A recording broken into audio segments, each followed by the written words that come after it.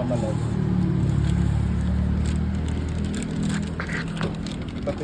Pati pala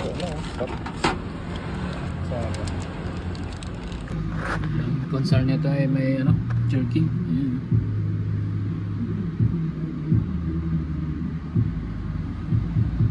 Madumi. So papalitan natin ng assembly na ito yung filter niya. Mga sir, itaktak natin din natin. Ayan o. Madumi.